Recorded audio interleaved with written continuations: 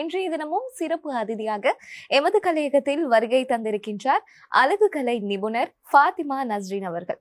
வணக்கம். வணக்கம். எப்படி இருக்கீங்க? நல்ல சோமாய்க்கிறேன். எங்களுடைய அழைப்பை ஏற்று கலையகத்திற்கு வருகை தந்தமைக்கு பெரிதும் மகிழ்ச்சி. இன்றைய தினம் அழகு கலை தொடர்பாக, அதாவது நீங்க இந்த துறையை தேர்ந்தெடுக்கும் போது பல்வேறு சம்பந்தமான சவால்களா இருக்கட்டும், என்ன மாதிரியான விடயங்கள் இதுல அடங்கியிருக்கு, இந்த துறையை பற்றி பல்வேறு சம்பந்தமான நிறைய கேள்விகள் உங்களோட நான் கேட்கறதா இருக்கேன். அந்த விதத்துல உங்களை பற்றின ஒரு அறிமுகம் சொல்ல முடியுமா? என் பேர் ஃபாத்திமா நஸ்மினா. நான் நசீகுயின் பியூட்டி சலூன் செஞ்சு கொண்டிருக்கிறேன். நான் நிறைய பிரைடல் ட்ரெஸ்ஸிங் படித்தேன். எனக்கு சின்னத்துலேருந்தே ஒரு ஆசை இருந்துச்சு, இந்த பிரைடல் மேக்கப் பற்றி ஒரு ஆசை, சரியானட்டு ஒரு ட்ரீம் எனக்கு ஒரு தனியாக செய்யணும் என்று ஒரு பெரிய ஆசை இருந்துச்சு. ஸோ அதுக்காக நான் நிறையா ஒர்க் பண்ணேன், நிறையா ஃபேஸ் பண்ணேன். அப்போ இதெல்லாம் தாண்டி நான் வரணும்னு நிறையா ஆசைப்பட்டேன். ஸோ இப்போ அந்த நிலைமையில இருக்கிறேன். கண்டிப்பா இன்னும் நிறைய விஷயங்கள் நாங்க தொடர்ந்து பேசுவோம். அதோட மட்டுமில்லாமல் பெண்களாகி எங்களுக்கு நிறைய துறைகள் இருக்குது. டாக்டர் ஆகணும், டீச்சர் ஆகணும், இல்லாட்டினா ஒரு நர்ஸ் ஆகணும் அப்படின்னு சொல்லிட்டு நிறைய பெண்களும் சரி ஆண்களும் சரி ஒவ்வொரு துறையை தேர்ந்தெடுப்பாங்க. நீங்க ஃபாத்திமா நஸ்ரீன் அவர்கள் மேக்கப் ஆர்டிஸ்டா வரணும் அப்படிங்கிறதுக்கான ஒரு நோக்கம் என்ன? எனக்கு அது ஒரு ட்ரீம். என் சின்னத்துலேருந்து எனக்கு நிறைய கேட்டகரி இருந்துச்சு. நான் நர்ஸுக்கு படிக்க ஆசைப்பட்டேன். ஆனால் அதுக்கு நிறையா டைம் இருந்துச்சு. ஆனால் எனக்கு அதுக்கு விட எனக்கு பிரைடல் இதுக்கு மேக்கப் ஆர்டிஸ்ட் ஆகணுன்றது தான் மெயின் ஆசை. நார்மலாகவே வீட்டில் நான் மேக்கப் பண்ணிக்கொள்வேன். நிறையா நான் செல்ஃப் மேக்கப் பண்ணிக்கொள்வேன், வாரவங்களுக்கு நிறைய மேக்கப் பண்ணிக்கொள்வேன். அப்போ இல்லை எனக்கு இது தான் ஓகே, இது எனக்கு ஏழும்ன்ற ஒரு தைரியம். ஸோ அதை நான் எனக்கு ஏழுமான இதை நான் பண்ணி போனேன். ஸோ இப்போ அது ஒரு சக்சஸ்ஃபுல்லா நான் ஆகிக்கிறேன். அதோட மட்டும் இல்லாம பெண்களுக்கும் சரி ஆண்களுக்கும் சரி இந்த துறையை ஏதாச்சும் ஒரு துறையை தேர்ந்தெடுக்கும் போது சம்திங் ஏதாச்சும் ஒரு ஸ்ட்ரகிள்ஸ் ஃபேஸ் பண்ணிருப்பாங்க கண்டிப்பா. நீங்க இந்த ஒரு சக்சஸ்ஃபுல்லான ஒரு விஷயத்துல இருக்கீங்க. இத்தனை விருதுகள், இத்தனை மெடல்கள், இத்தனை சான்றிதழ்களுக்கு சொந்தக்காரியா இருக்கீங்க இல்லையா? ஸோ இப்படி நீங்க சக்சஸ்ஃபுல்லா இருக்கிற நேரத்துல என்ன மாதிரியான ஸ்ட்ரகிள்ஸ் நீங்க ஃபேஸ் பண்ணீங்க? ஏன்னா உங்களை மாதிரி நிறைய மேக்கப் ஆர்டிஸ்டா நான் வரணும் அப்படின்னு சொல்லிட்டு நிறைய பேர் கனவோட இருப்பாங்க. நீங்க சொல்லக்கூடிய ஒரு பதில் அவங்களுக்கு ஒரு முன்னுதாரணமா இருக்கும். நான் லைஃப்ல நிறைய ஸ்ட்ரகிள்ஸ் மீட் பண்ணிக்கிறேன். என்று சொன்னா நிறைய பேர் எனக்கு சீப்பா பேசிக்கிறாங்க, அசிங்கப்படுத்திக்கிறாங்க. உனையால் இதே இல்ல, உனையால் இது செய்யலாம், உமனா நாங்க இப்படி இருக்கக்கூடாது, எங்கட நாங்க ஒரு இஸ்லாமிக் ஐக்கிய போல அவங்க இப்படி இஷ்டம் இல்லை, விருப்பம் குறவு கொண்டோம் இப்படி ஆகுறதுக்கு. ஸோ நாங்கள் அதையும் தாண்டி என்னையால் இயலும் செய்ய இயலும் என்ற ஒரு முடிவொன்றில் நான் இதை ஃபேஸ் பண்ணதுக்கு போகிறோம். நிறைய பேர் இப்போ உங்களுக்கு இதான், உங்களுக்கு இது கிடைச்சிட்டா, நீங்கள் இப்படி இருக்கிறீங்களான்ட்டு அந்த நிறைய ஈகோ, அது இவங்களையும் தாண்டி நான் இன்னும் முன்னுக்கு வரணும்ட்டு இன்னும் ஆசை எனக்கு. ஸோ நான் என் ட்ரீம் நோக்கி நான் போயிட்டு கொண்டே இருப்பேன். இதுதான் பர்சனலா ஃபேஸ் பண்ண ஸ்ட்ரகிள்ஸா? இல்லாட்டினா ஏன்னா நான் பிரீஃபா கேக்குறதுக்கான காரணம் என்னன்னா, இப்போ ஒரு சும்மாவே ஒரு சலூன் ஒன்று நாங்க ஓபன் பண்ண போறோம், இல்லாட்டினா மேக்கப் ஆர்டிஸ்டான அந்த கோர்ஸை ஸ்டார்ட் பண்ண போறோம் அப்படின்னு சொன்னா பேசிக்கா 45,000ல இருந்து எல்லாமே ஸ்டார்ட் ஆகும். ஒரு வொகேஷனல் கோர்ஸா இருந்தாலும் சரி, நார்மல் கோர்ஸா இருந்தாலும் சரி. ஸோ 40,000ல இருந்து ஸ்டார்ட் ஆகும். இப்போ நீங்க ஸ்கூல் போகும்போதே இந்த ஒரு ட்ரீம் இருக்கு, சின்ன வயசுல இருந்தே இந்த ட்ரீம் இருக்கு அப்படின்னு நீங்க சொல்லியிருக்கீங்க. ஸோ அப்படி இருக்கும்போது அந்த நேரத்துல உங்களுக்கு யாரு ஹெல்ப் பண்ணா? நீ இத படி, நான் பாத்துக்கிறேன், நீ நல்லா வருவேன்னு எனக்கு தெரியும் அப்படின்னு யாராச்சும் ஒரு பேக் போனா இருப்பாங்கல்ல? சோ அவங்க யாரு அப்படின்னு சொல்ல முடியுமா? கட்டாயமா இந்த விஷயத்துல நான் சொல்லணும், மென்ஷன் பண்ண விரும்புறேன். எங்கட உமா வாப்பவே அவங்க தான் எனக்கு இது நான் ஓ லெவல் செய்யற காலத்துல இருந்து எனக்கு அந்த 4 மாசம் கேப் ஒண்டிக்கும். அந்த கேப்புல நான் டிப்ளமா பியூட்டிஷியன் கோர்ஸ் படிச்சேன். அப்ப அந்த டைம்ல எங்கட ஃபேமிலி தான் எனக்கு ஹெல்ப் பண்ணாங்க. நீ போ, உனையால இயலும், நீ செய், உனக்கு என்ன விருப்பம்ன்ற சொல்லி எனக்கு செய்ய வச்சாங்க.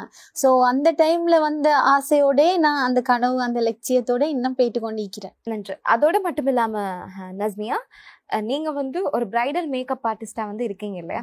ஸோ பிரைடல் மேக்கப் ஆர்டிஸ்டா இருக்கும்போது நிறைய விஷயங்கள் பிரைடரா நீங்க மற்றவங்களுக்கு மேக்கப் பண்ணும்போது இந்த விஷயமெல்லாம் கண்டிப்பா பண்ணணும்.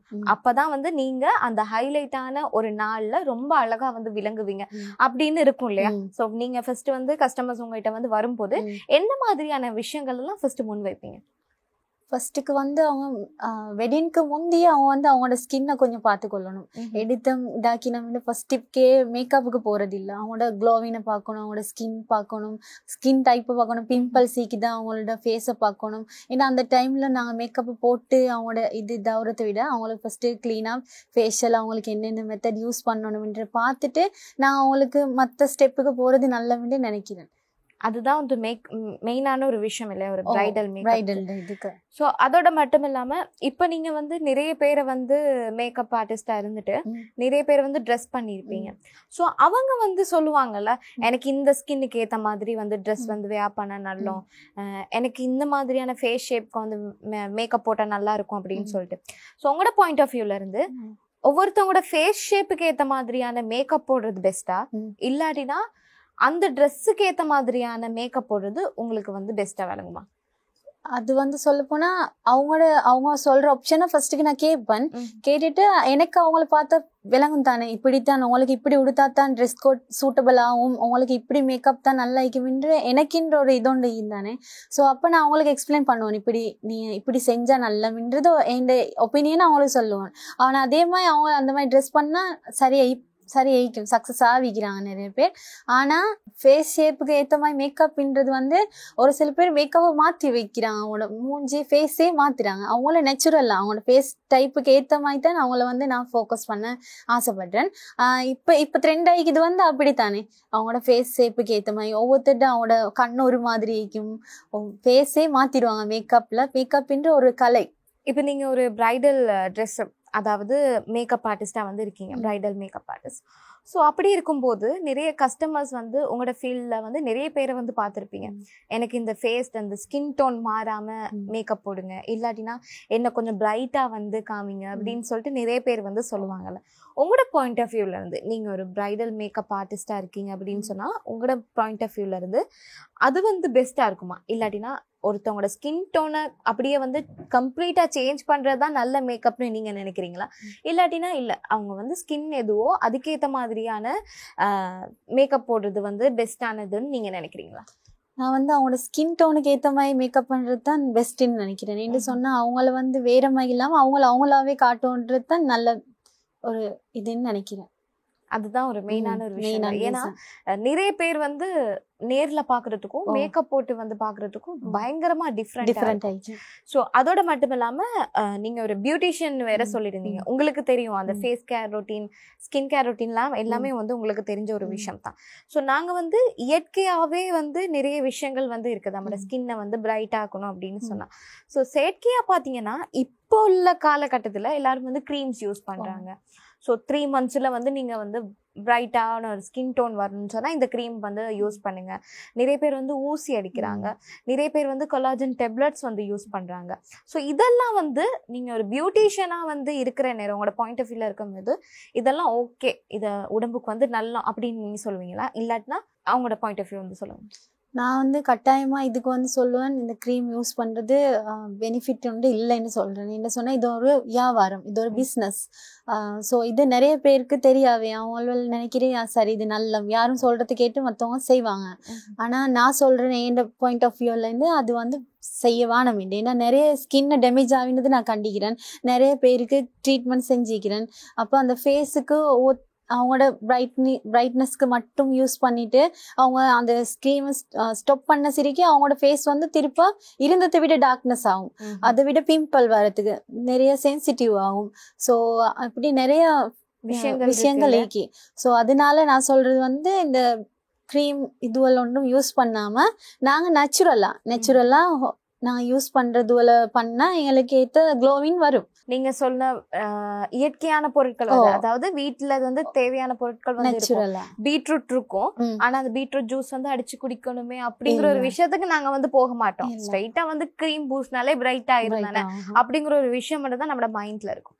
ஸோ இதையும் தாண்டி அதாவது இந்த துறையில வந்து உங்களுக்கு சார்பா வந்து நிறைய கேள்விகள் வந்து கேட்டாச்சு. லாஸ்டா வந்து பேசணும் அப்படின்னு சொன்னா விருதுகள், நீங்க வாங்கின சான்றிதழ்கள், நீங்க வாங்கின சர்டிபிகேட்ஸ், இதெல்லாம் வந்து உங்களுடைய கெரியரை வந்து அப்படியே வந்து ஒரு முன் உதாரணமா வந்து விளங்குதுன்னு கூட சொல்லலாம். ஸோ இந்த விருதுகளோட ஒவ்வொரு கதையை பற்றி சொல்ல முடியுமா? எந்த விருது, எதற்காக வின் பண்ணீங்க அப்படின்னு சொல்லிட்டு? இதில் வந்து நான் ஃபர்ஸ்ட்டுக்கு வந்து ஒரு காம்படிஷன் ஒன்று கலந்து கொண்டேன். அது ஃபாஸ்ட் பிரைடல் அகாடமியில். ஸோ அதில் வந்து பிரைடல் ட்ரெஸ்ஸிங்க்கு ஃபர்ஸ்ட் டைம் நான் வந்து அதை செஞ்சு பார்ப்போம்னு சொல்லி போனேன். அதில் வந்து நான் செகண்ட் ப்ரைஸ் அச்சீவ் பண்ணேன். அதுக்கப்புறம் எனக்கு ஆசை இன்னும் நான் செய்யணும், இன்னும் எனக்கு ஏலும் அப்படின்ற சொல்லி நான் நெக்ஸ்ட் இருக்கிற எல்லா ஈவெண்ட்டுகளுக்கும் கலந்து கொண்டிருக்கிறேன். நிறைய பார்ட்டிசிபேஷன் பண்ணிக்கிறேன். ஸோ அப்போ அதுவெல்லாம் நிறைய வின் பண்ணிக்கிறேன். வின் பண்ணிட்டு நான் பெரிய ஒரு வேர்ல்ட் ரெக்கார்ட் அச்சீவ்மெண்ட் உண்டு அஸ்மா பிரைடல்லேருந்து ஒரு இது வந்துச்சு.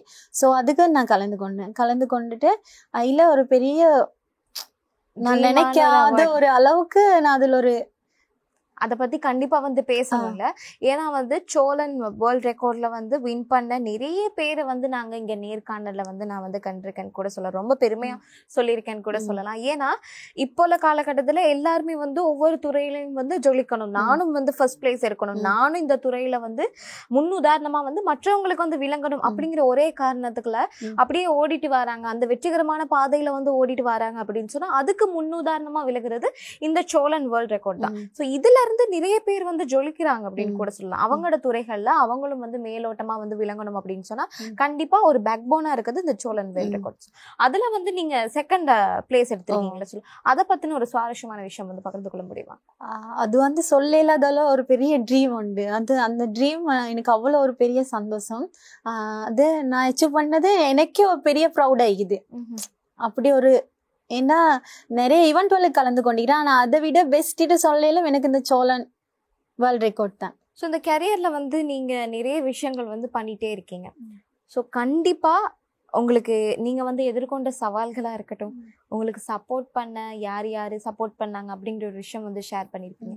யாருக்கு இந்த இடத்துல வந்து நன்றி சொல்லணும்னு வந்து ஆசைப்படுறீங்க, அதை வந்து சொல்ல முடியும்? கட்டாயம் நான் வந்து இந்த இடத்துல வந்து நன்றி சொல்ல விரும்புகிறேன் எங்களோட அஸ்மா பிரைடல்ல அஸ்மா மிஸ்க்கு. என்ன சொன்னா நான் நிறைய தாண்டி ப்ராப்ளம் ஸ்ட்ரகிள்ஸ் எல்லாம் தாண்டி வர செல்ல அவங்க தான் சொன்னாங்க, நீ என்னையோட இருங்க, நான் உங்களுக்கு இருக்கிறேன், உங்களுக்கு எந்த டார்கெட் போகணுமோ நான் உங்களுக்கு அதை அச்சீவ் பண்ணி தரேன்னு சொல்லி நிறைய சப்போர்ட் ஒரு ஃப்ரெண்டாக ஒரு சிஸ்டராக என்னைய இன்னும் மெயின்டைன் பண்ணி கொண்டு தைக்கிறாங்க. ஸோ அவங்களுக்கு நான் மிச்சம் இந்த டைமில் இந்த பெரிய ஆப்பர்ச்சுனிட்டியை ஒன்று எனக்கு எடுத்து தந்ததுக்கும் அவங்களுக்கு மனமார்ந்த நன்றிகள் அவங்களுக்கு சொல்கிறேன். அவங்களும் இன்னும் வளரணும், அவங்களும் மேலும் மேலும் இதை வரணும். ஏன்னா எங்களை மாதிரி நிறைய உமன்ஸுக்கு சான்ஸ் கொடுத்தாங்க. இப்போ ஒண்டர் உமன் மெகசின் ஒன்று வச்சுக்கிறாங்க. இன்ஷால்லா அவங்க அதுலேயும் அவங்களோட டார்கெட்டுக்கு போகணும். நானும் அதில் கலந்து கொள்கிறேன். எனக்குன்ற ஒரு ஆசை, நான் அகாடமி ஒன்று செய்யணும், நிறைய உமன்ஸுக்கு ஃப்ரீயாக அவங்களுக்கு வந்து நான் இது விஷயத்த கொடுக்கணும். ஏன்னா மணின்றது நிறைய ப்ராப்ளம் தானே, நிறைய பேருக்கு மணி பெரிய ப்ராப்ளம். ஸோ இதால் வந்து ஒரு சில பேர் அது பிஸ்னஸாக தான் செய்கிறாங்க. எனக்குன்ற ஒரு ஆசைக்கு அவங்களுக்கு இதை வந்து ஃப்ரீயாக செய்யணும்ன்ற ஒரு ஆசை. ஸோ அந்த ட்ரீமை தாண்டி நான் போயிட்டு கொண்டிருக்கிறேன்.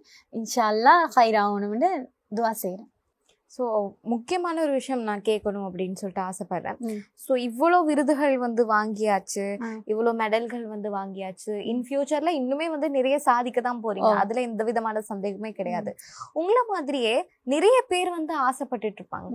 ஸோ என்னன்னா ஃபினான்ஷியலி ரீதியாகவுமே சரி, நான் ஒரு மேக்கப் ஆர்டிஸ்டா வரணும், எனக்கு வந்து பியூட்டிஷியன் வந்து படிக்கணும், என்ன செய்யறது, கையில காசு இல்லை அப்படின்னு சொல்லிட்டு நிறைய பேர் வந்து ஏங்கிட்டே இருப்பாங்க. ஸோ அவங்களுக்கு நீங்க சொல்லக்கூடிய ஒரு விஷயம் என்ன, எதுல இருந்து நீங்க ஸ்டார்ட் ஆகுனீங்களோ உங்களோட பயணத்துல ஏதாச்சும் ஒரு சின்ன டிப்ஸ் வந்து சொல்றீங்கன்னா அவங்களோட வெற்றிகரமான பாதையில அவங்க முன்னோக்கி போறதா வந்து இருக்கும், அதை பத்தின ஒரு சின்ன விஷயம் வந்து சொல்லுங்க. கட்டாயம் அவங்களுக்கு நான் சொல்றேன்னு சொன்னா, இப்படி உள்ளுக்க ஈக்க வேணும். கேர்ள்ஸ் இன்று அவங்க முயற்சி பண்ணா முன்னுக்கு வர இயலும். கேர்ள்ஸுக்கு எதுவும் மேலாண்டு இல்லை, அவங்களோட சப்போர்ட்டும் உண்டு வேணும். கட்டாயமா உண்டோ அவங்களோட ஃபேமிலி சப்போர்ட் வேணும், இல்லாட்டி அவங்களோட ஹஸ்பண்ட் சப்போர்ட் வேணும். கட்டாயமா அந்த மாதிரி ஒரு சப்போர்ட் உண்டோட இவங்க மெயினா முன்னுக்கு வந்தா அவங்க லைஃப்ல பெரிய டார்கெட் ஒன்றுக்கு போயிட்டு நிற்பாங்க. எனக்கும் அப்படி ஒரு விஷயம் பண்ணணும் இல்லை, எனக்கும் அப்படி ஒரு ஆசை உண்டு, ஒருத்தரை மென்ஷன் பண்ணணுன்ற ஆசைக்கு. ஆனா இந்த டைம்ல நான் அவங்கள சொல்ல விரும்பல. என்னன்னு சொன்னா எங்களோட டார்கெட் எதோ நாங்கள் அதை தாண்டி போயிட்டு கொண்டே இருக்கணும். என்ன தடை வந்தாலும் என்ன இது வந்தாலும் எங்களோட டார்கெட் எதுவோ அது தாண்டி நாங்கள் போயிட்டு கொண்டு இருக்கணும். மற்ற வந்து இந்த கேர்ள்ஸுக்கு நான் சொல்ல விரும்புகிறேன், கட்டாயம் நீங்கள் வந்து ஈக்க வேணும். உங்களுக்கு எது முன்னுக்கு வரணுன்ற ஆசைக்கு தான் கட்டாயம் உங்களோட ஆசை நீங்க வாங்க, உங்களோட ஃபேமிலிக்கே சொல்லுங்க, எனக்கு இப்படி செய்யணும் ஆசை, எனக்கு இப்படி இதாக்கணும்னு உங்களோட இதை சொல்லி கட்டாயம் அவங்க விருப்பத்தோட நீங்க முன்னுக்கு வாங்க. உங்களால ஏலான்ற எதுவும் இல்லை, கேர்ள்ஸ் நினைச்சா எதுவும் ஏலாண்டு இல்லை. நான் லைஃப்ல நான் வர மாட்டேன் அப்படி எனக்கு ஏலான்று நினைக்கல. நீயால இன்னும் நான் இதை விட எனக்கு அகாடமி செய்யற அளவுக்கு ஒரு ஆசை இருக்குது. இன்ஷால்லா செய்வேன் நான். அதுதான் உங்களோட மெயின் அதுதான் உங்களோட அடுத்த கட்ட ஒரு நகர்வுன்னு நினைக்கிறேன். ஏன்னா இப்படி நீங்க வந்து ஒரு துறையில வந்து ரொம்ப பிரபல்யமா இருக்கீங்க, அதாவது உங்களுக்கு பிடிச்ச துறையில நீங்க ஒரு முக்கியமான ஒரு இடத்துல இந்த சமூகத்துல வந்து இருக்கீங்க. அஸ் ஒரு மேக்கப் ஆர்டிஸ்ட், அதுவும் விமனா இருந்துட்டு பல்வேறு சம்பந்தமான நிறைய ஸ்ட்ரகிள்ஸை வந்து நீங்க ஃபேஸ் பண்ணிட்டு இருக்கீங்க. அதையும் வந்து எங்களோட வந்து பகிர்ந்து கொண்டீங்க.